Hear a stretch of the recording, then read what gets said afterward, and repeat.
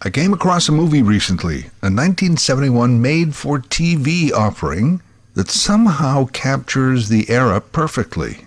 And that's not necessarily a compliment. I'm Larry Fedoruk, and this is Later That Same Life. On each episode of my weekly podcast, a different topic, discussion, or story from our lives. Season 18, Chapter 10. The Feminist and the Fuzz. I came across this movie by accident. First of all, the title caught my eye. The Feminist and the Fuzz? What is this? 1971 made-for-television movie. Well, okay. At least now the title seems to make a little more sense. And you know how sometimes something is so bad that it's almost good? That's not this movie. It's beyond bad. It's uncomfortable to watch. The dumb storyline, the clumsy dialogue, the overacting, the realization that this is how Hollywood dealt with the issues of the day. Needless to say, The Feminist and the Fuzz has not aged well. First of all, the cast. It's an all-star representation of the late 60s and early 70s television. The Feminist is Barbara Eden. By the way, just turned 94, still with us. God bless Barbara Eden. In 1970, Barbara Eden had just come off 5 seasons of I Dream of Jeannie, a ridiculously premised sitcom that also has not aged well. On a side note, how absurd were I Dream of Jeannie and Bewitched? In each show, a man comes across a beautiful woman who is madly in love with him and possesses the power to provide unlimited wealth and pleasure. And both men shun the opportunity. They forbid their magical mates to even use their mystical sorcery. That's insane. It doesn't make sense. If not for you, at least use it for good. Oh, but no, say Tony and Darren. So all right, I Dream of Jeannie is ending, and Barbara Eden is looking to prove to the network and the world that she's more than just some little harem girl. She's an actress. Her strategic move is to actively campaign for the role of the feminist in this important TV film. The Fuzz, and if you don't know, by the way, fuzz was a disparaging term we used for the local police. Nobody's sure exactly where that term came from, but the Fuzz. The Fuzz in this movie is played by David Hartman, a solid working TV actor, most famous for the series Lucas Tanner, short-lived as it was. Lucas Tanner was a professional baseball player and sports writer who, after an unspecified tragedy takes the life of his wife and son, decides to become an understanding and idealistic English teacher at a high school in Missouri. What? I don't know. That's the premise for the show. A professional athlete who loses his wife and kid and decides to become an English teacher. Makes I Dream of Jeannie actually sound more plausible. Of note that right after that one and only season of Lucas Tanner, it was canceled, David Hartman became the first ever co-host of the inception of a brand new show, Good Morning America, a post he held for 12 years until 1987. David Hartman is the Fuzz to Barbara Eden's Feminist. You know, Hartman recently turned 90. He's still with us. Do I sense a remake, a sequel, perhaps, to The Feminist and the Fuzz? The Feminist and the Fuzz, 55 years later? Streaming now on Hulu and Disney+.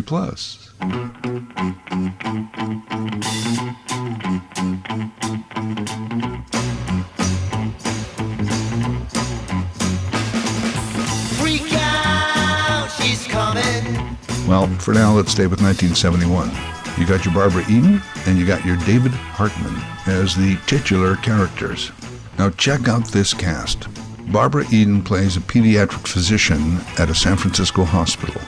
Her co-worker and militant feminist is played by Joanne Worley of Laugh-In fame. Joanne Worley, by the way, still with us. Sequel? Just saying. Barbara Eden's character has a fiancé, Herb Edelman. A couple of years before this thing, he actually played Murray the Cop in the movie version of The Odd Couple with Lemon and Mathau.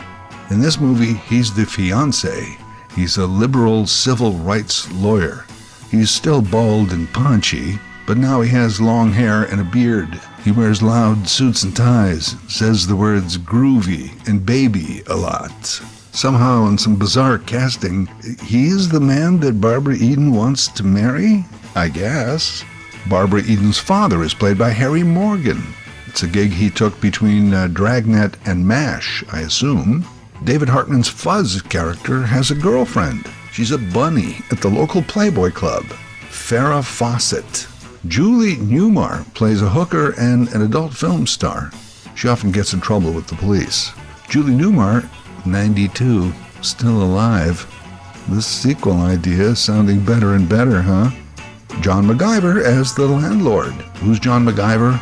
Well, look him up, because he's been in everything. You'll recognize him as soon as you see him.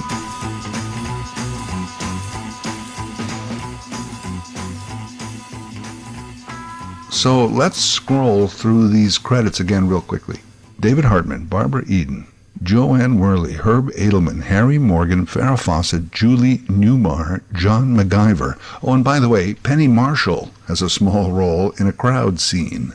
You want to lay some more 60s and 70s on this movie? It's directed by Jerry Paris, a well-known TV director of the day, who was also famous for playing Rob Petrie's neighbor Jerry on The Dick Van Dyke Show. So all that's left to figure out is, who wrote this piece of work?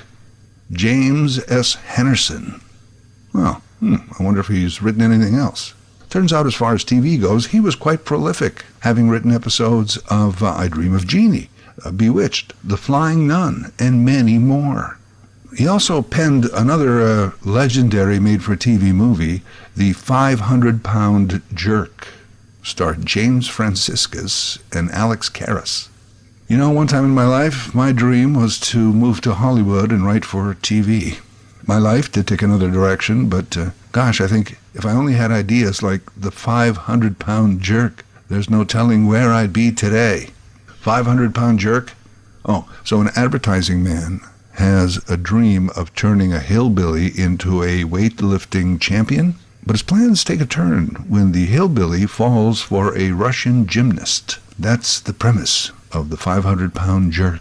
Hey, I get it, it's no Feminist in the Fuzz for sure, but what is? I've never seen it, but I wonder what happened. I'm going to take a guess and say everything turned out well at the end. I'll tell you what happened with The Feminist in the Fuzz, but first a little history on the made-for-TV movie. Back then was a time of television and movies. Occasionally, television ran movies, but they were mostly really old movies and mostly late at night.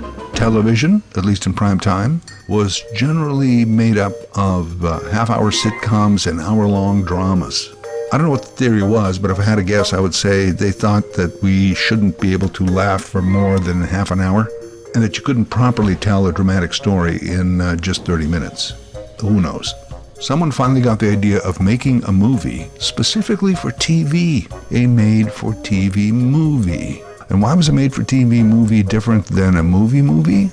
Well, for one thing, the TV movie featured TV stars, not movie stars. If you were a movie star of the day, you did not do television, unless maybe your career was winding down and you needed the work. Similarly, TV stars were rarely asked to do movies. Granted, some pretty big movie stars got their start on TV, Burt Reynolds, Steve McQueen, Clint Eastwood, but these were rare special cases. Generally, if you were a TV star, producers would be reluctant to cast you in a movie, maybe a tiny part at best. The first ever made-for-TV movie, See How They Run, starring John Forsythe. It was a crime drama, aired on NBC in 1964. Noteworthy that the first planned made-for-TV movie was something called The Killers, starring Ronald Reagan. But at the end of the day, it was deemed too violent and was instead released to theaters. Studios and networks had to be careful with made-for-TV movies. They were usually made on a limited budget and looked like it. Because, you know, a theatrical release could get good word of mouth over time and then increase ticket sales. A made-for-TV movie? They had their only chance to air it once, maybe second time in a summer rerun. But that was limited ad revenue.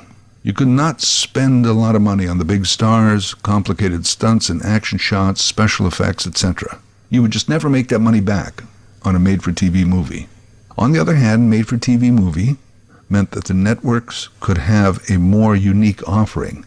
A special movie made for TV could be more like a event television, must-see TV. Not just a regular sitcom or drama. This is a made-for-TV movie. Ooh.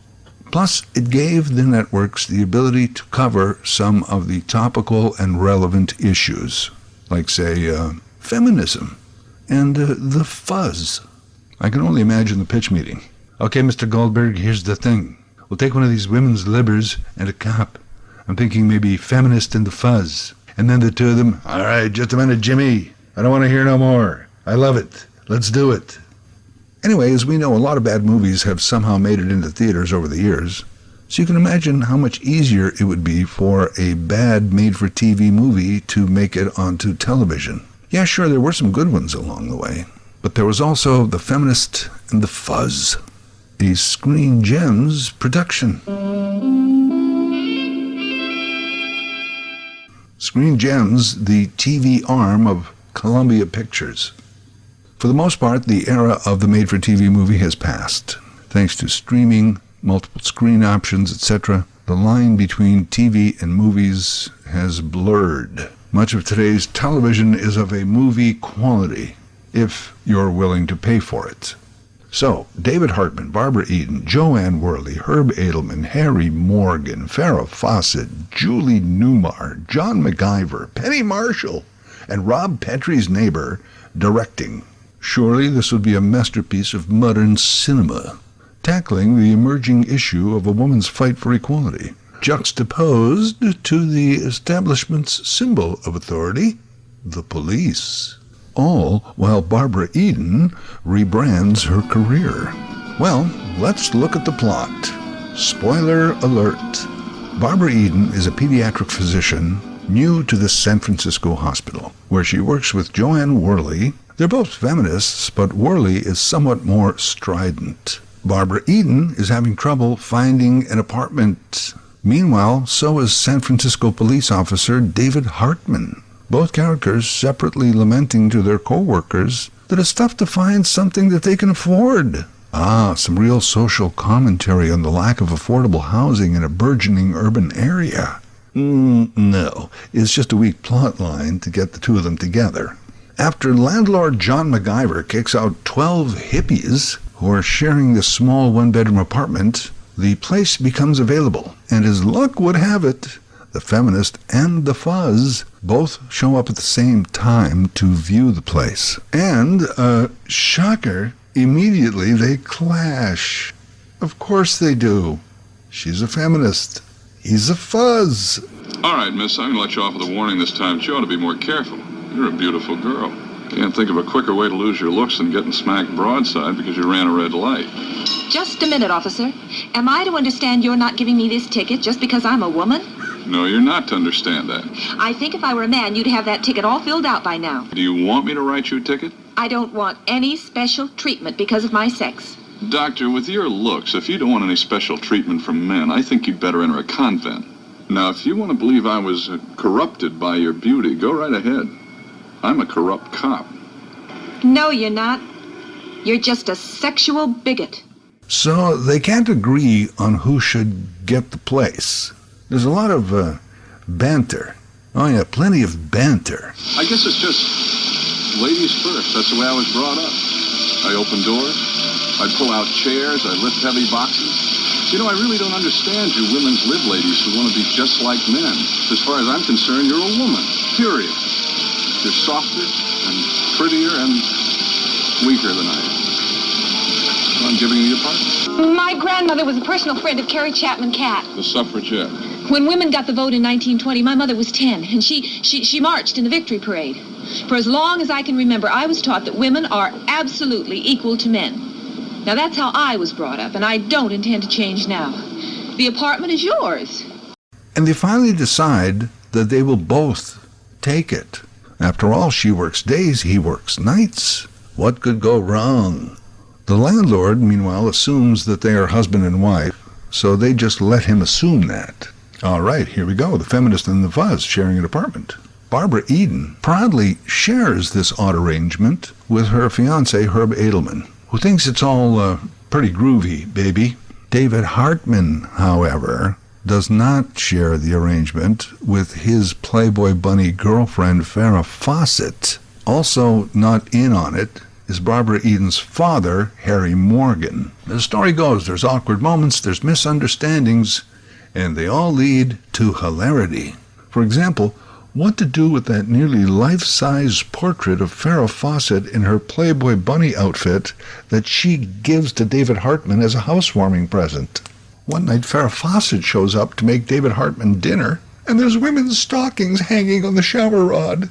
It's wacky. Other than that, it's mostly going well.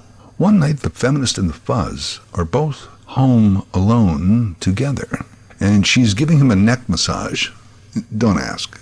Before you know it, they kiss, and they realize this whole time they were having deep feelings for each other. Cut to montage of them having lunch, antique shopping, walking in the park, but they're not sleeping together. After all, she is a feminist, he's a fuzz, and this is TV. Meanwhile, Joanne Worley runs this organization called WAM, W-A-M, Women Against Men. And they're planning a huge protest rally at the local Playboy Club where Farrah Fawcett works. And of course, all of the WAM feminists will be protesting wearing bathing suits. I'm not sure the point of that, but it will include Barbara Eden in a bikini. As this is happening, David Hartman runs into Julie Newmar, who's in a bit of a bind. But instead of just arresting her, he is the good-hearted, friendly, understanding, compassionate neighborhood fuzz. He takes her back to his place and says, you can stay here for the night. And then in the morning, I will help you find a real non-hooker, non-porn star day job and a place to stay. Somehow he's going to do this in a day, despite he and the feminists spending weeks trying to find a place. Shortly thereafter, the Fuzz and his police partner get a call. Disturbance at the Playboy Club. When he arrives, he sees his bikini-clad roommate, Barbara Eden. She's protesting and rebranding her career. She's doing both. He wants to save her from being arrested, so he picks her up, throws her over his shoulder, and takes her out back. Gratuitous ass shots of feminists rebranding her career. Out back, he throws her into a police car and sends her home. She's mad as hell. She didn't want any special treatment. She wanted to be arrested with her friends to make a statement. She decides that's it. She's moving out. You can have the apartment, and I never want to see you again. As a lot of this is going down, the father, Harry Morgan, arrives to visit his daughter, who's away protesting and doing all this stuff. John MacGyver lets him into the apartment. After all, he's the father. It's okay. And he finds Julie Newmar, who he assumes is the roommate that his daughter's been talking about. This leads to many awkward moments, misunderstandings, and, of course, hilarity. Shortly, Barbara Eden and David Hartman arrive at the apartment to find Harry Morgan with Julie Newmar. Father, what are you doing with a woman who's wearing my pajamas? Herb Edelman shows up. So does Farrah Fawcett. What's going on? David Hartman proclaims his love for Barbara Eden. The Fuzz loves the feminist. Everything you say is true. I'm a masculine supremacist. I'm sexually bigoted. I'm a chest-beating, insensitive gorilla. But just think what a challenge I'd be to reform. Jane, I'm crazy about you. I can't live without you. Marry me. She runs out of the apartment and onto the street. David Hartman in hot pursuit. The remaining cast left to, try and clear up the misunderstanding. David Hartman catches up with Barbara Eden right in the middle of a busy intersection. They embrace. They kiss, causing a backup of traffic in all directions. Jerry, I still believe in all the things women's liberation stands for, and I won't be bullied, and I won't be patronized, and I won't be treated as property, and... Camera slowly pulls back. They continue kissing. Horns get louder. The end. In 1971, you tuned into the ABC television network for The Feminist and the Fuzz. And there it was. Perhaps you were this new age individual, eager to learn more about this modern woman they call feminist. Maybe you're one of those person that called the police the fuzz, which meant you were a hipster doofus, questioning the man, the authority in general. And there it was for you in one movie, Feminist and Fuzz. And you watched it, and you learned absolutely nothing. And go figure, the movie easily won its time slot. And for many years, it remained in the top 10 of most watched made-for-TV movies ever. As mentioned, the Fuzz, David Hartman, went on to Lucas Tanner and then Good Morning America. Our feminist, Barbara Eden, after this massive career rebrand, went on to star in many memorable TV movies like A Howling in the Woods, The Woman Hunter, The Toy Game, Let's Switch, The Girls in the Office, How to Back Up a Happy Divorce, I Dream of Jeannie 15 years later, and 1981's I Still Dream of Jeannie. Around that time, she also appeared in a 5-episode story arc of Dallas, reuniting her with her Jeannie co-star Larry Hagman. She played a Venezuelan oil magnate, former Texan, who returns to Dallas to cause trouble for JR by buying Ewing oil. No magic, just money. The Feminist and the Fuzz. I'm sure when everyone was cast, they lived it up. And now those still with us are trying to live it down. The bad news is, it's really bad. The good news is, the movie, in its entirety, is free on YouTube. Later That Same Life is written, voiced, and produced by Larry Fedoruk. LarryFedoruk37@gmail.com. Subscribe to Larry's podcast YouTube channel. Get automatic notifications with each new episode.